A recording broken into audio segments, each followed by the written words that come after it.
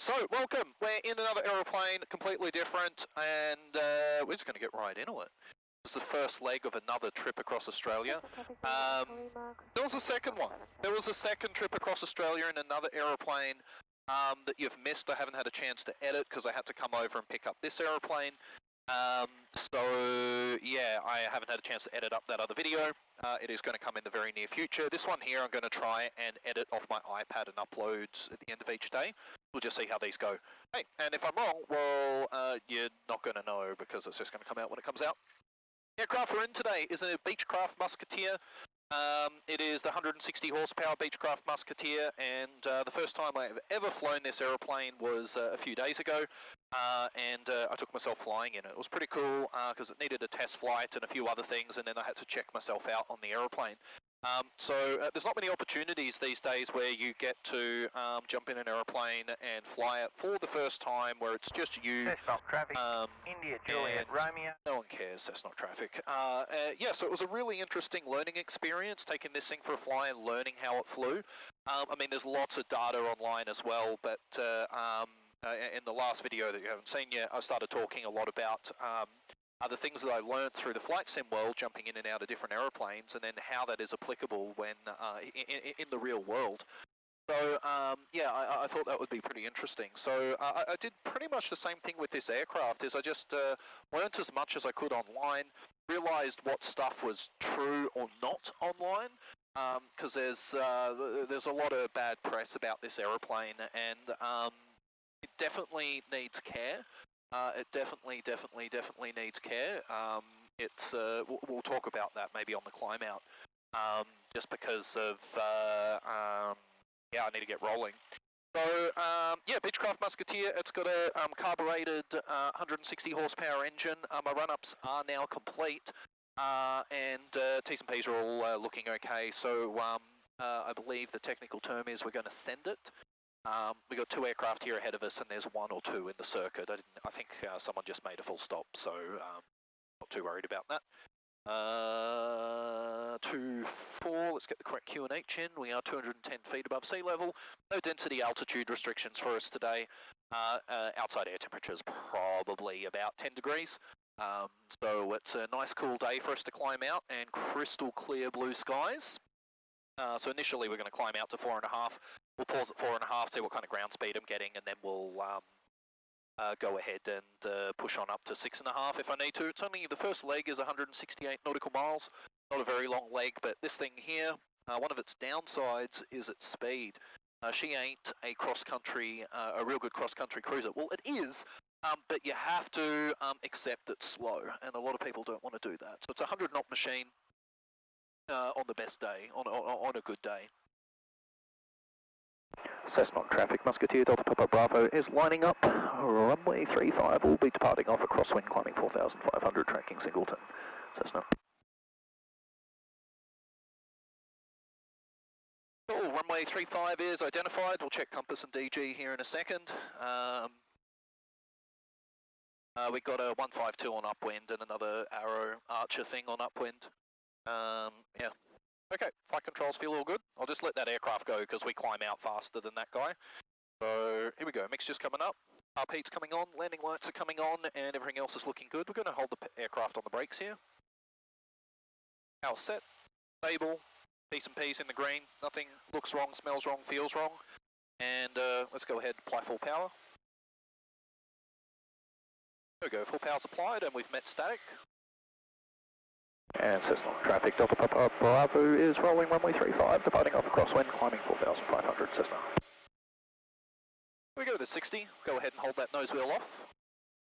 There's 65, should be airborne, there we are, holding in ground effect for 75. There's 75, we'll pitch for 75 now.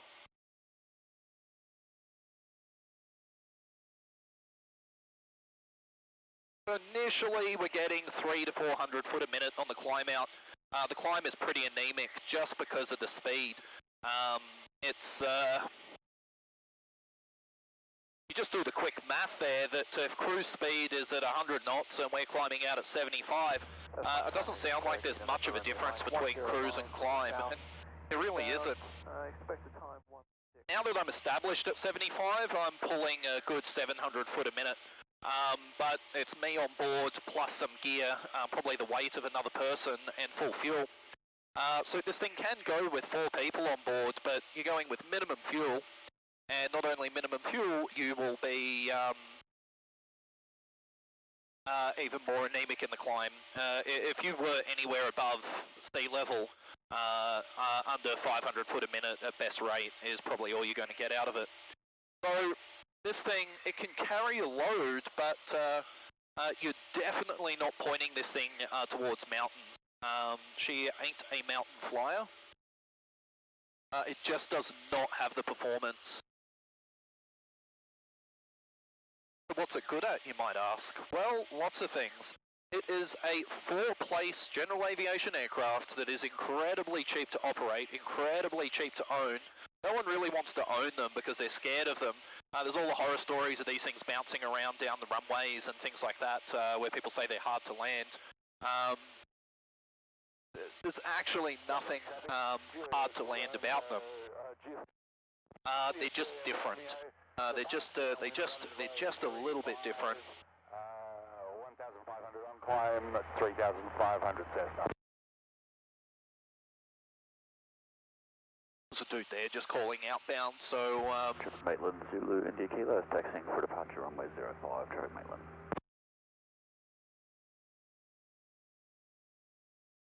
I'm just going to chill here at circuit height just for a little while, just until I'm 3 mile away from the field, and then I'll go ahead and commence the climb, or continue the climb. Traffic Maitland, Zulu Kilo is entering and lining up 05, Maitland.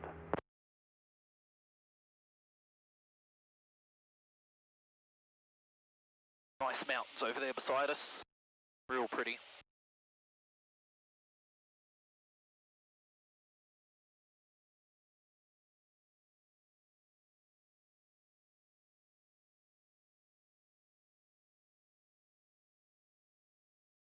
Alright, we're clear of the area now. Zulu Kilo rolls runway 05, departing for Cessnock, climbing to the flight levels, Maitland.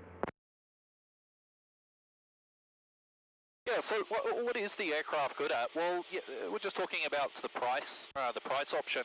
Because no one wants these things, they pop up pretty cheaply. The owner of this aircraft bought it for 30,000 Australian, which is, fuck man, that's nearly 20,000 US dollars. For a perfectly good 4-place aircraft. It's just, you know, you're not going to put the wife and kids and a shitload of stuff in and fly away. But if you're looking for an aircraft that you want to do 1-up, 2-up travelling and is cheap, has a cheap acquisition cost and cheap operating cost, this is pretty much the plane for you. She burns, you plan for about 30 litres of fuel an hour. TASing at 100 knots, so it's nothing to write home about, but it's the big thing is the value proposition. Is you can buy the thing, have yourself a good little airplane to either put hours into or fly around the local area. And I mean, obviously it can go okay. Well, we haven't gotten to Perth yet, but obviously it can go okay if you want to point it somewhere and go do cross country. The other big thing about it is it's big. It's big. I'm 6'2", and there is more than enough room in this aeroplane. The last few trips across Australia I've done have all been in light sport aircraft where you're incredibly weight limited and space limited. Here I've got the baggage bay half full, and I could still fit another 60 kilos of stuff in there. I've got the back seat covered, so with this trip I was able to carry more gear, more stuff, and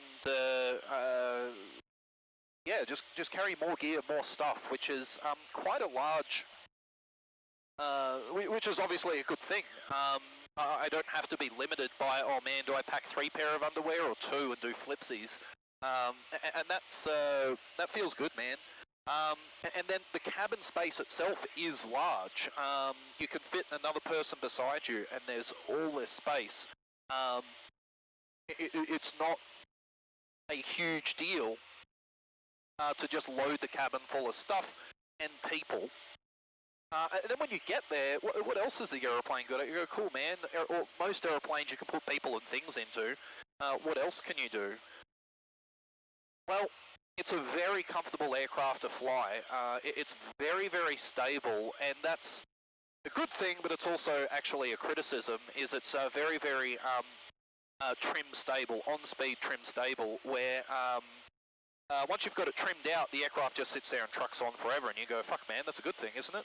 Well, it is, but the pitch forces increase very, very, very quickly with speed changes. So a 10 knot speed change and you don't touch the trim, the stick forces increase by 10 to 20 pounds. So it's an aircraft you're constantly trimming, and I think that catches a lot of people out, is that if you're lazy with your trim, all of a sudden it's going to be a very heavy aeroplane to fly. And in roll, it's really quite nice. It's nice and responsive in roll. There's nothing really to talk about there. It's really the headline with this aircraft is its pitch forces and the changes in pitch forces with speed change. And why is that a criticism? Well, it's good because you can trim the aircraft out in cruise and it will just truck along and just bear great big holes in the sky. You know, it'll just sit there really super duper, nice and stable. The problem comes in landing, which is where all of these issues with landings kind of like stem from, is that if you're trimmed for an approach speed in this aircraft of 75 knots, which is, I'll get to it, it is a high approach speed, is you're trimmed for 75, the wheels touch down at around just under 60 knots. 55 to 60 knots is when you want the mains to touch. So you're a 15 knot trim speed out in the landing flare, and I mean you're landing, you're busy, right? You're doing things with the throttle, you're doing things with the stick. You're a busy person while you're operating this aircraft. You're not going to start winding the trim wheel, which is coincidentally down here between the seats, on short final. So what that means is you get into the flare and the stick force increases from a relatively, you know, sort of 10 to 15 pounds here at a on trim speed at 75 knots actually, and it will increase to 30 to 40 pounds of pressure. I'm only guessing. I'm actually a metric boy, so I don't know. And that pitch change, the pitch force change, is I think what catches everyone out. Well, not everyone, but it's one of the things that catch people out. Mainland traffic, Cherokee, Papa, Charlie, November, at 4,500, inbound from the south.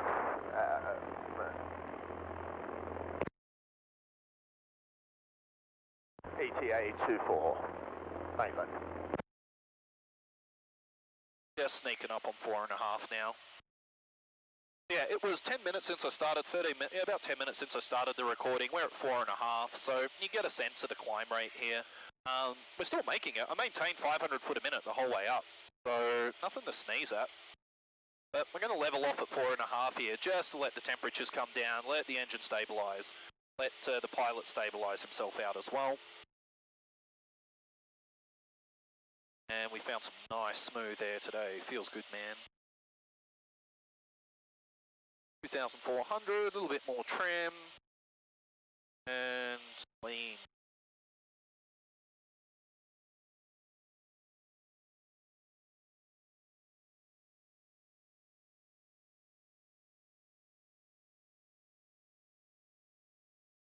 So RPM here set 2,450, indicating 94, 93 knots, grounding at 104.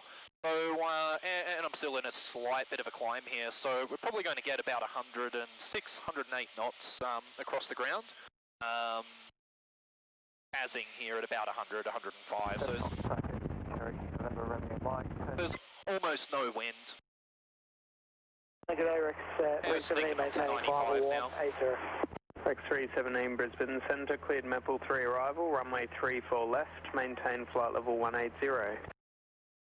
Maple 3 arrival, 34 west, maintain flight level 180, X317. So, yeah, I think it's the pitch force. Well, it's not just, I don't think, I know, there's other things. The other thing with the aircraft that catches people out is the deck angle. So it's a really good, interesting plane to look at as to how small little things, design choices in an aeroplane can adversely affect how the aircraft is. This aircraft isn't made anymore, and it started petering out earlier than Warriors and 172s and things like that. And the reason is because of these small little tiny design flaws, and when you have enough of these small little tiny design flaws wrong with your aircraft, people don't want to buy it. And does that mean there's anything wrong with the aeroplane? No, but the problems are not typical problems that general aviation pilots would come up against. Example, a 172, or even an Archer or a Warrior or those things. Typically the pitch forces in those aircraft don't increase or change very much when you go out of trim. I mean, they do if you're way out of trim, if you're full trim up or down, then yeah, there's large pitch forces. But if you're trimmed at 65 knots, you're flying your approach, well, you're 15 knots from your touchdown speed, 12 to 15 knots from your touchdown speed, you're still within a trim window where the stick forces are light. And I'll tell you that, 172, the stick forces will get a little bit lighter actually as you land. Where this thing, it's the opposite, is they get heavier and heavier as you land because your trim speed is so high on approach. So why can't you just slow the fucking plane down, man? Why don't you just approach a little bit slower? Good question. And this is where it comes to not the big problem, but the one thing that stood out to me in the POH that I was like, oh man, that's something Kilo, what run do you want to do first? Well, I was like, absolutely, that's something I need to keep an eye out for. And that is, the stall speed in this aircraft, clean, is 61 knots. 61 knots for a 2,300 pound aircraft that has an empty weight of 1,450 pounds. That's a really high stall speed.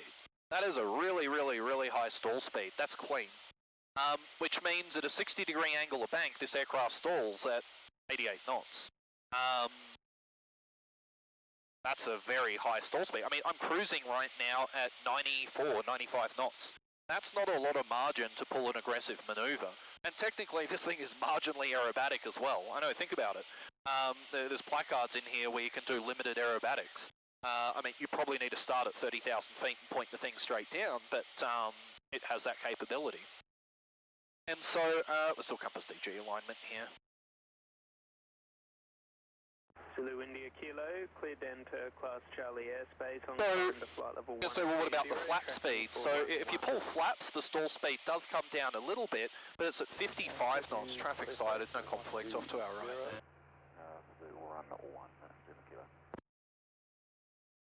Can't tell if it's looks like just a dude doing air work. Zulu India Kilo, there will be a delay for hire due multiple overflying traffic. Zulu Kilo, understood.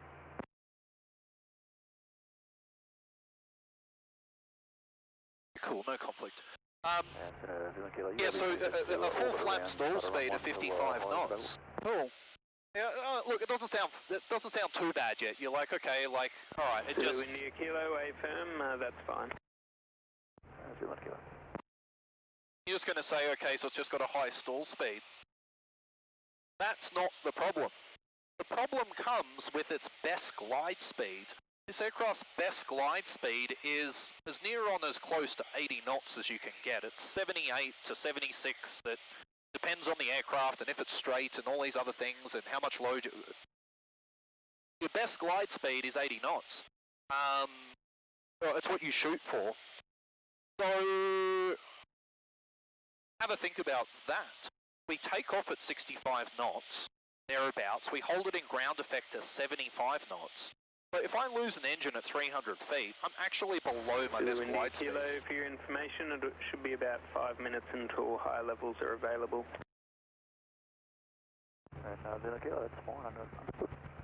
So that's a problem.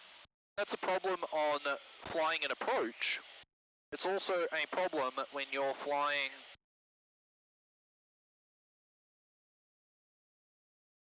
It's also a problem when you're flying, when you're taking off, when you're doing an approach, sorry, just having a look around. Yeah, when you pull the flaps. If you lose the engine short final, and you're flying at 65 knots, which would be 65 to 68, would be sort of an approach speed with a stall speed at 55 knots with full flap. You are so far away from your best glide speed, you may as well be looking behind you because that's where you're going to land. I'm joking, obviously. But if you look down here, that's where you're landing because you're below your best glide speed. Your performance is going to be absolute garbage. You would expect about 1,000 foot a minute descent rate. You're at 300 feet. You got about 15 to 20 seconds until you better be in the flare. So this is where I think the real trickiness of the aircraft actually comes from, is none of the numbers make sense to a regular general aviation aeroplane. You're at a 172, you take off at 65 knots, that's your stall speed. You typically climb out at 80. Lose an engine, you've got 15 knots, 15 knots of margin to lower the nose and start gliding. This aircraft you have no margin, in fact you have a negative margin. So you've got to actually trade height for speed if you want to go somewhere, and you can't do that because you're going to be 300 feet above the ground, 100 feet above the ground, whatever. But that coupled with the pitch forces and all these other things is where the aircraft actually doesn't feel like a regular general aviation aircraft. These are the things that I picked up in the POH. I'm like, hang on, that's really weird. It's really weird that the glide speed is actually a higher speed than what the book says for takeoff. Kilo, climb to flight level 140. Climb to flight level 140, Zulu India Kilo. It's at a, how's this leg going here? I think we're good. Everything sort of cooled down and shit. I might sneak myself up another 2,000 feet. Jetstar 810, contact center 127 decimal 2, expect star clearance. 1272, Jetstar 810. I think 95 across the ground here. I don't really need to go anywhere. Identification terminated. Transfer to Brisbane Centre on data link. Monitor 13261. Cool, monitor 13261, Air Canada 728.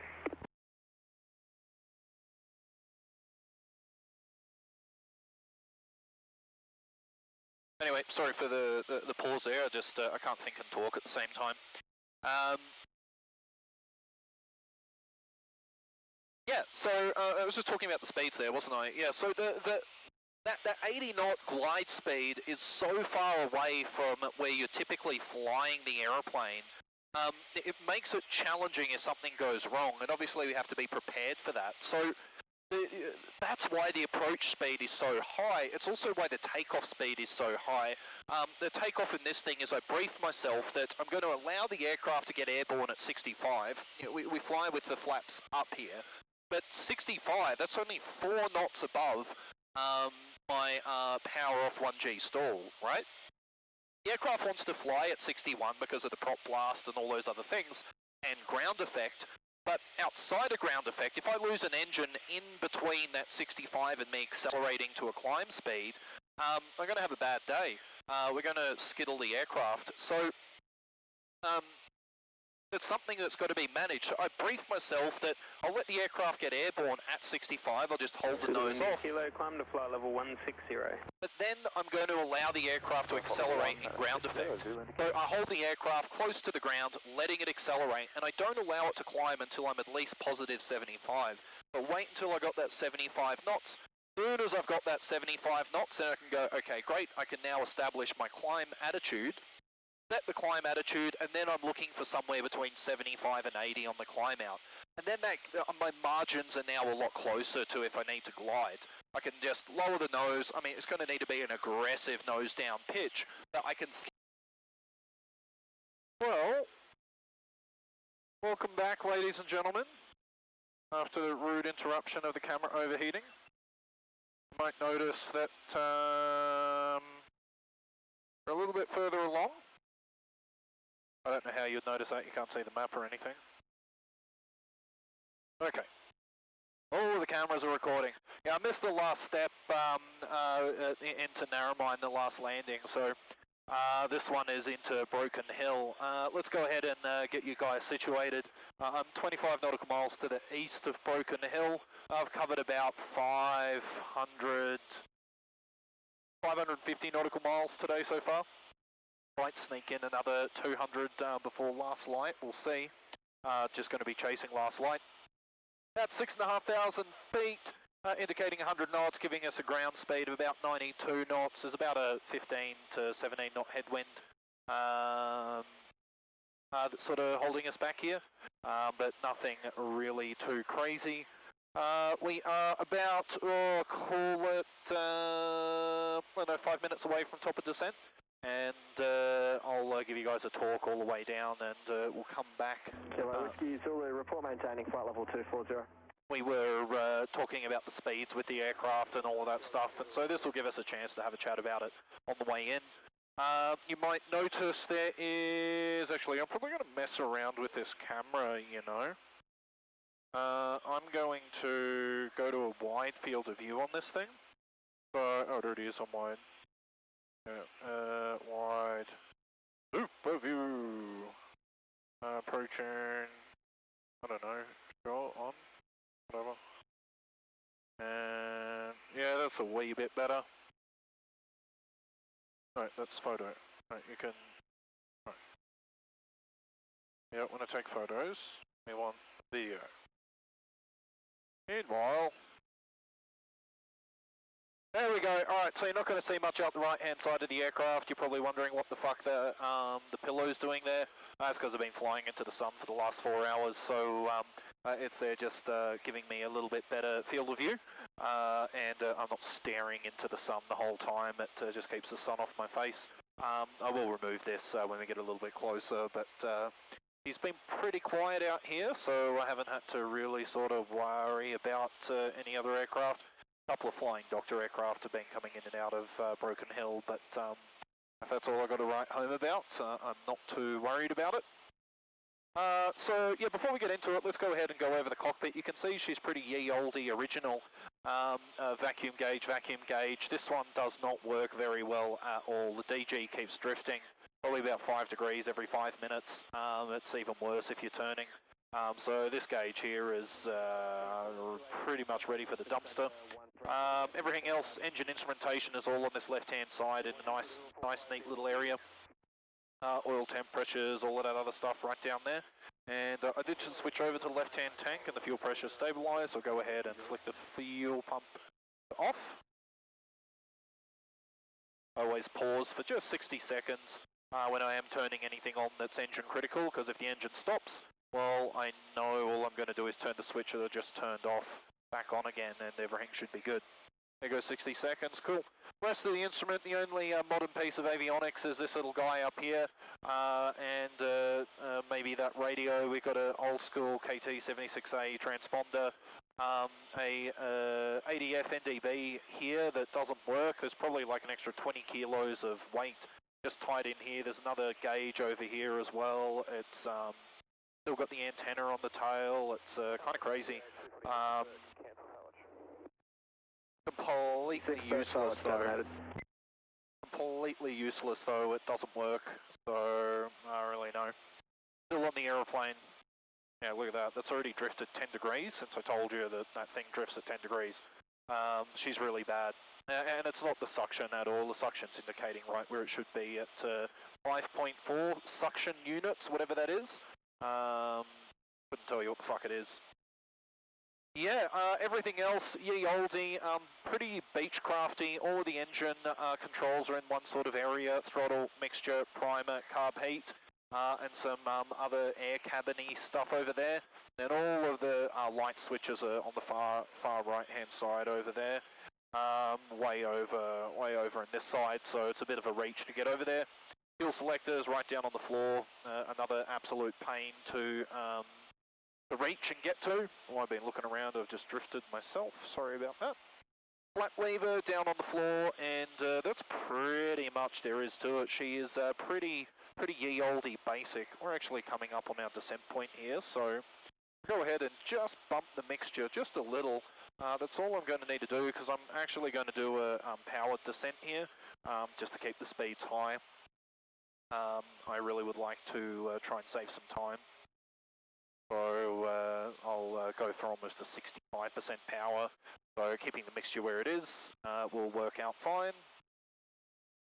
And now after all that talking, we're 17 mile from Broken Hill and visual with the town centre anyway, so we'll keep it there. Yeah, so that's pretty much it. Standard yoke control. There's nothing really else to sort of talk about. There's not huge amounts of movements you need to do in the cockpit to reach the things that you need to get to.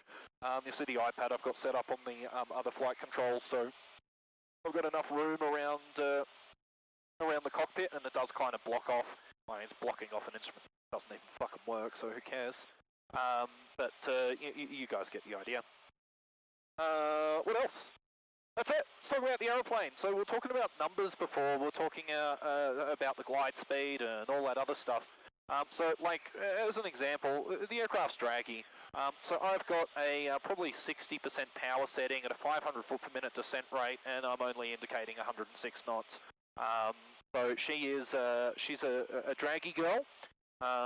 She doesn't come down the hill very quickly, which is why you might have noticed my power setting in cruise there was 2,600 RPM. And that is purely because, well, the book says it, and I was up at 6,500. So at 2,600, at 6,500 feet, that was a 73% power setting, and burning about 35 litres of fuel an hour because I accepted a slightly higher fuel burn for this last hour and a half of the leg. Yeah, usually I'm planning to burn 28 to 30 litres of fuel an hour. There's just too much headwind here to be waffling along at sort of 85 knots. I'm picking up a little bit of speed now that we're coming back into some more dense air, so I'll just keep bringing this power back as we go. Really don't need to touch the mixture at all as I bring the power back, because all I'm doing is bringing it back into power setting range. We're anticipating into broken... Oh, I keep getting distracted. I am flying an aeroplane, so you have to forgive me. We're anticipating straight into Broken Hill here and runway 23.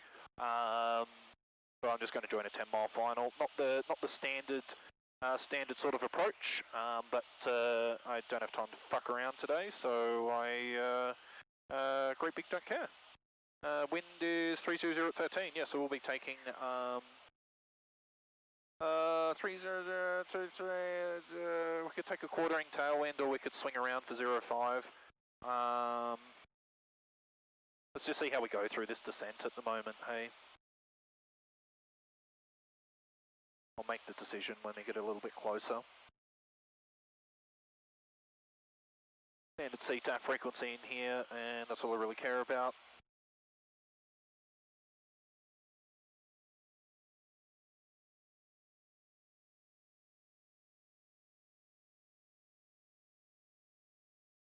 Yeah, we'll just keep monitoring. Yeah, look, it's probably going to be 05, so I can probably ease up on this. We'll do midfield crosswind and a nice turning approach, which will expedite the landing. Not going to do a great big long hour on flap approach, which is a little bit arduous in this aircraft, but we'll demonstrate that in another landing. This one will almost be a demonstration glide approach. Just we'll carry a little bit of power, of course. Okay, I'm visual with the field. And we're 10 mile away, 267, frequency confirms, transmitting on 1. Send it. Broken Hill traffic. Musketeer Delta Papa Bravo is 4,500, 10 mile to the east of the field, on descent down to 1,500. We'll be tracking to overfly the field, joining a left crosswind, runway 05, be a full stop. Broken Hill. Broken Hill, CTAF. Oh, Broken Hill know what we're doing. I know what I'm doing. I just told everyone what we're doing. Airfield elevation here, we'll pull up the terminal chart. It is 1,000 feet, so we're looking to overfly at 2,000. As we'll be joining, we're actually on the dead side here. So I've got 2,000 to go, 4 minutes to run, and I'm showing 6 minutes to run here. So I'm actually going to bring some power in, tweak the mixture just a little, and this should just ease up our descent rate here. We just want to ease it down to sort of 400 foot a minute sort of rate, so I can drive the aircraft all the way down, keep the speeds high. I mean, I'm going to lose 5 knots. I'm going to lose probably 30 seconds to 60 seconds if I keep the power on here. I just like the efficiency of being right overhead the field at the altitude I want to be at. Yeah. Numbers! Let's finally get back to that. Yeah, so this thing here, so for those of you guys that have watched the Flight Ops channel and Aviation 101, the dude that, and the Gold Seal guy, Dan, forgotten his last name, really fucking bad juju. That guy is really cool, and they did that minimum controllable airspeed thing. You know, where you take your stall speed, times it by 1.404, and you use that as your minimum speed for operating the aircraft. Look, if we use that number for this aeroplane, remember I was talking earlier about how the numbers are really weird with this plane, where the glide speed and all those other things, and high stall speed. Well, if you use those numbers with this aeroplane, your minimum controllable airspeed is 88 knots.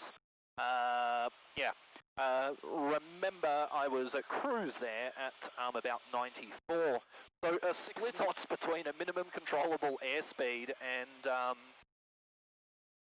minimum controllable airspeed and your cruise speed. Well, obviously that's not going to work. What I actually did with this aircraft is I set myself 2 minimum controllable airspeeds. So I have a clean minimum controllable airspeed of 88. I actually accept 80 knots in this case, because if I accept 88, the thing will not climb. That's essentially my cruise, my cruise speed. So to actually perform in this aircraft, those numbers don't work.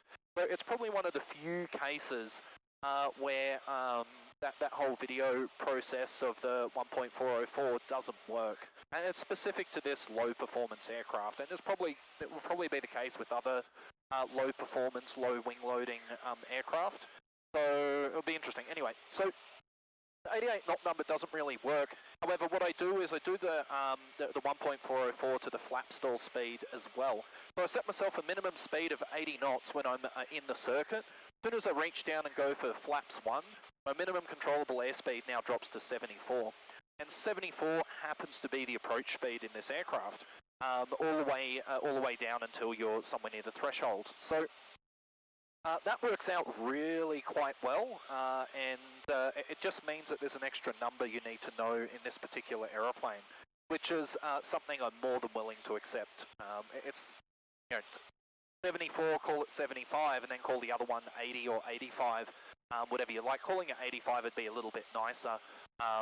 But I'd rather call it 80, because then I'm not accepting a number that I've already briefed myself that I'm not going to accept. Like if I said, look, my minimum controllable speed is going to be 88 knots, and I go, well, fuck, I'm not going to climb at 88 knots, I'll accept 80 knots. Well, obviously something's wrong with the rule, not the number.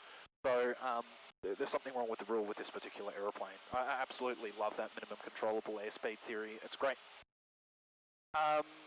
So how are we looking here? Yeah, let's just go ahead and bring this up. Run through some pre-landing checks. So brakes are checked, undercarriage down a lot, mixtures coming all the way up, fuel pumps on, lights all on, and pressures are all looking good. Fuel is on the left-hand tank, flaps are currently up, and I am looking for another 1,000 feet. We're about 2 minutes to run, and I'm 3 miles away. Broken Hill traffic, Musketeer Delta Papa Bravo is 3 miles to the east of the field, 2,700 on descent down to 2,000, joining from the dead side for midfield crosswind, runway 05, this will be a full stop. Broken Hill. Just in case these RFDS guys are around still. But yeah, I use the 2 numbers in this aircraft, because otherwise you just cannot, the numbers don't work. You'll see here that it just doesn't work. So I use the 2 speeds that if I'm flaps up, so if I'm climbing out, 80 knots is my minimum speed, say 80, and then I'd say 75. 75 to 80 is what I'm accepting, and then well, with flaps, my minimum speed is 75.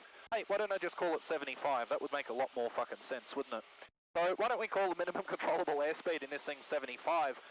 It's just anywhere where my flaps are not up, where my flaps are not down, is I need to accept that my margins are a little bit smaller, which I think is more than reasonable. Just about overhead the field. Windsock is identified.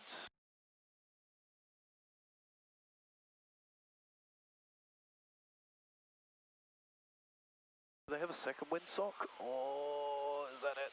We'll just overfly it, who the fuck cares?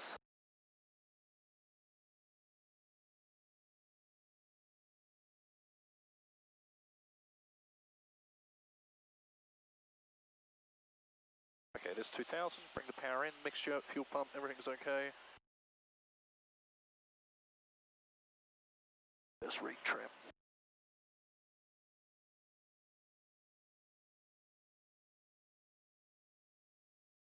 Looks like 05 is the duty runway, so we'll go ahead and swing ourselves around. Broken Hill traffic, Musketeer, Delta Papa Bravo is changing runway direction. We'll be swinging around for runway 23. We're currently on the town side of runway 23. We'll be joining overhead again and left downwind for runway 23. Full stop, Broken Hill. Yeah, so I was anticipating the other way. The latest METAR said it was for 05. This will be okay though. We just the advantage is arriving overhead the field at circuit height. Cool. Yeah, so you can see I'm actually at as near on 70% power setting as you can get.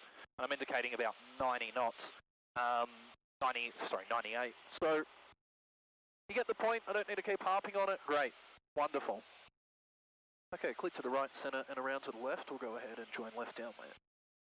Broken Hill traffic, Delta Papa Bravo is turning left downwind. Runway 23, full stop. Broken Hill.